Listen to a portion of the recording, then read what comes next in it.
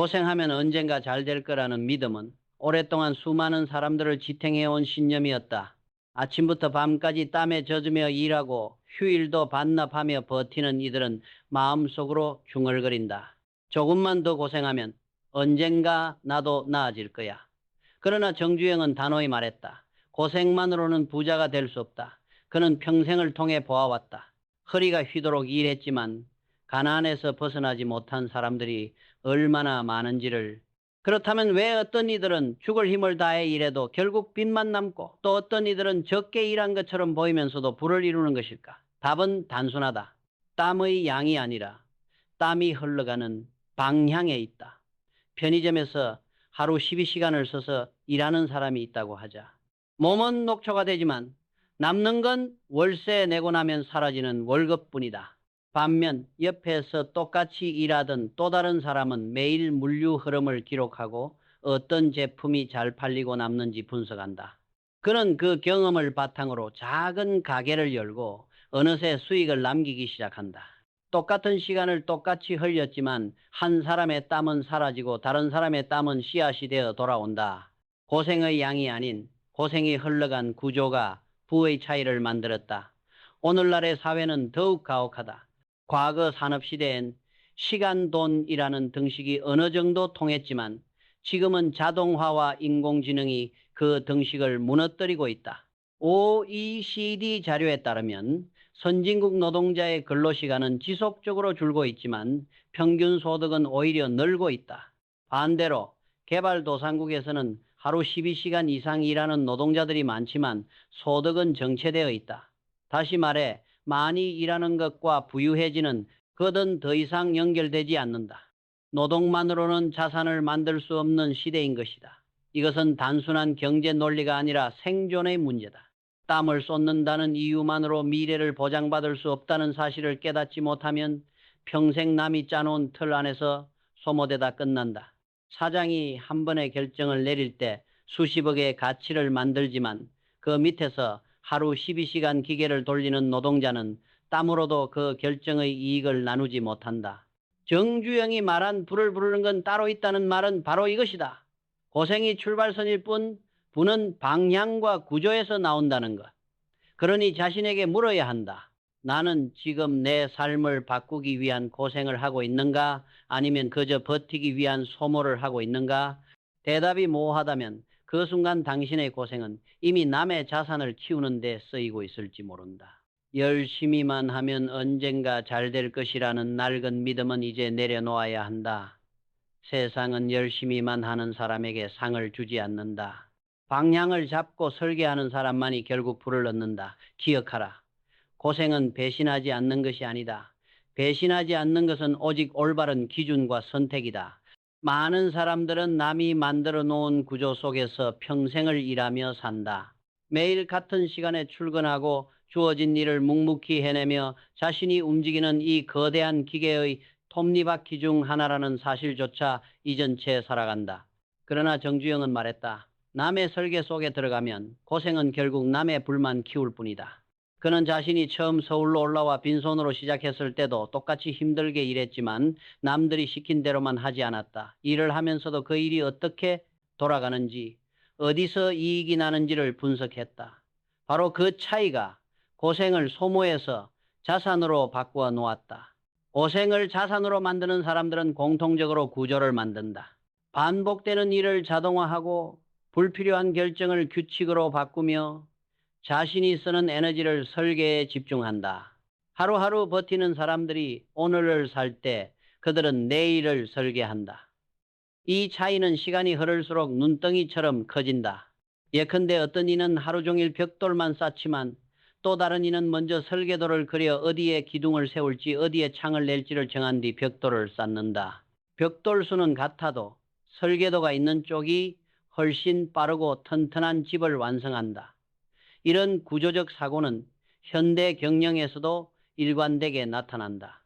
일론 머스크는 자신의 회사를 운영하면서 하루에 100시간씩 일하겠다가 아니라 어떻게 하면 1시간의 노동으로 100배의 결과를 낼 수 있을까를 고민했다.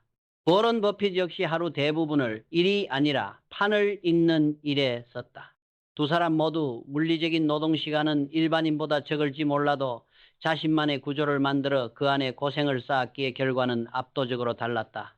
이 차이는 당신의 삶에서도 적용된다. 많은 이들이 하루 종일 바쁘지만 정작 돌아보면 쌓인 것은 없다. 그 이유는 단순하다. 구조 없이 흘린 땀은 바닥으로 스며들 뿐이기 때문이다. 반대로 구조를 만들면 적은 노력도 배가 된다. 당신의 하루를 되짚어보라. 반복되는 일을 매일 수작업으로 처리하고 있다면 그것은 당신의 땀이 아니라 남의 구조를 떠받치는 고생이다. 반대로 그 일을 자동화하고 기준을 세워 체계를 만든다면 같은 땀이라도 당신의 구조를 키우는 자산이 된다. 이제는 반드시 물어야 한다. 나는 지금 남의 설계를 떠받치고 있는가? 아니면 내 설계를 쌓아 올리고 있는가? 앞에 길이 없다면 멈추어야 하고 길을 낼 수 있다면 돌이라도 옮겨야 한다. 그 결심 하나가 평생 고생만 하며 사는 사람과 고생을 디딤돌 삼아 부를 이루는 사람을 갈라놓는다. 고생의 양이 아니라 구조의 정확도가 결과를 바꾼다. 구조 없이 쌓는 고생은 그냥 통증이지만 구조 위에 쌓는 고생은 자산이 된다. 그 차이가 바로 부를 만드는 갈림길이다. 고생을 자산으로 바꾸기 위해서는 또 하나 반드시 필요한 것이 있다. 바로 사람을 보는 눈이다. 정주영은 부는 결국 사람을 통해 흘러온다고 말했다. 그는 평생 수많은 사람들을 만났고 그중 어떤 이는 일은 뛰어났지만 사람을 잘못 골라 평생 고생했고 반대로 시작은 미약했지만 곁에 선 한 사람 덕분에 크게 일어선 이들도 봤다. 사람은 배와 같다. 같은 바람을 타도 어떤 배에 오르느냐에 따라 도착지가 달라진다. 실제로 한 사업가가 있었다. 그는 눈앞의 이익만 추구하는 사람과 동업했다. 처음엔 모든 게 순조로웠다. 그러나 작은 위기가 오자 동업자는 책임을 회피하며 도망쳤다. 사업은 순식간에 무너졌고 남은 건 빚과 원망뿐이었다. 반대로 또 다른 이는 묵묵히 책임을 지는 사람과 손을 잡았다. 처음엔 더디고 힘들었지만 위기가 오자 서로 등을 지켜주며 버텼고 그들은 끝내 성공을 거뒀다. 같은 바람이 불어도 배의 돛이 다르면 끝은 이렇게 달라진다. 많은 사람들은 능력만 보고 사람을 선택하려 한다. 그러나 정주영은 이렇게 조언했다. 사람을 볼 때는 그가 화려할 때가 아니라 틀렸을 때를 보아라. 잘 나갈 때는 누구나 웃는다. 그러나 실패 앞에서 어떤 얼굴을 보이는지가 진짜 모습이다. 책임을 지는 사람인가, 핑계를 대는 사람인가, 그 차이가 평생의 불을 가른다. 그리고 그 본질은 말이 아니라 작은 행동에서 드러난다. 심리학 연구에 따르면 신뢰는 말보다 작은 약속의 이행에서 가장 명확히 드러난다. 작은 약속을 지키는가, 남의 노고를 존중하는가, 어려운 상황에서 더 챙기려 드는가, 이 세 가지를 보면은 그 사람의 그릇이 보인다. 돈은 순간의 수단일 뿐이다. 그러나 사람은 길을 만든다. 돈이 나를 키워주진 않는다. 사람이 나를 키우고 사람의 신뢰가 나를 지켜준다. 이제는 반드시 기억해야 한다. 돈보다 먼저 사람을 봐야 한다. 사람을 잘못 붙잡으면 고생은 늘고 부는 멀어진다. 사람을 잘 붙잡으면 고생조차 자산이 된다. 고생은 피할 수 없다. 그러나 누구와 함께 하느냐에 따라 그 고생이 짐이 될 수도 있고 다리가 될 수도 있다. 부의 길에서 가장 큰 기준은 바로 사람이다. 사람을 보면 길이 보인다. 그 길을 잘 골라야 부도 따라온다. 돈만 쌓으면 언젠가 부자가 될 것이라고 믿는 사람들이 많다. 하지만 정주영은 말했다. 책임 없는 부는 모래성과 같다. 그는 돈보다 먼저 책임을 이야기했다. 돈은 숫자에 불과하지만 책임은 사람들의 삶을 지탱하는 힘이라는 것이다. 생각해보라. 마을 한가운데 우물이 있다고 하자. 그 우물은 물을 길어 올린 사람만을 위한 것이 아니다. 목마른 이웃이 있고 지나가는 나그네가 있다. 우물을 지키는 책임이 있을 때 그 우물은 마을 전체의 생명을 살린다. 돈도 이와 같다. 책임 없이 쌓아두면 썩지만 책임과 나눔으로 흘려보낼 때 살아있는 자원이 된다. 정주영은 실제로도 그렇게 살았다. 그는 노동자들이 굶지 않게 식당을 지었고 먼 타지에서 온 이들이 편히 쉴 수 있도록 숙소를 마련했다. 그의 눈에는 돈이 아니라 사람이 먼저였고 그 책임이 결국 회사를 키웠다. 그는 말했다. 내가 번 돈은 내 것이 아니다. 수많은 사람들의 땀과 눈물이 모여 만들어진 것이다. 책임은 말이 아니라 행동으로 증명해야 한다. 함께 먹고 함께 자며 흙냄새를 맡을 수 있어야 한다. 그런 행동이 쌓여 신뢰가 되고 그 신뢰가 부의 토대가 된다. 오늘날 많은 기업들을 봐도 그렇다. 사회적 책임을 다하는 기업들은 장기적으로 더 존경받고 오래 살아남는다.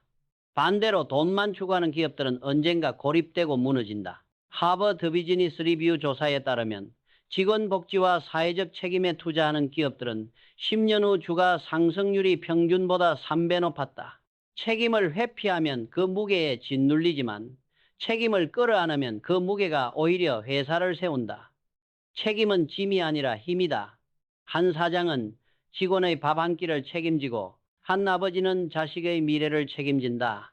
한 사람의 선택이 수십 수백 사람의 삶을 좌우할 때 그 책임은 더 이상 개인의 것이 아니라 공동체의 것이다.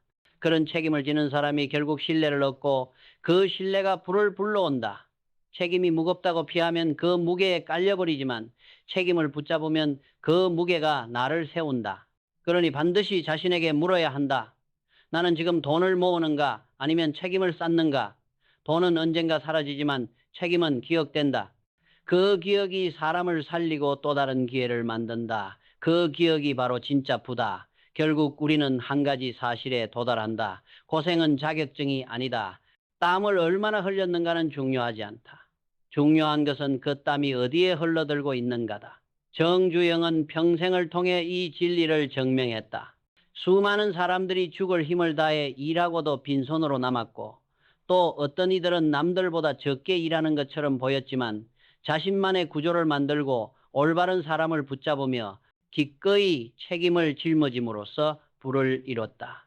부의 본질은 돈이 아니라 설계 사람 책임이라는 세 축에 있다. 많은 이들이 열심히만 하면 언젠가 된다는 낡은 믿음에 갇혀 있다. 하지만 그 믿음은 당신을 남이 짜놓은 틀에 묶어두고 결국 남의 불만 키우게 만든다. 고생은 누구나 한다. 그러나 구조 없이 사람 없이 책임 없이 하는 고생은 결국 통증일 뿐이다. 반대로 구조 위에서 믿을 사람과 함께 책임을 품고 쌓는 고생은 자산이 된다.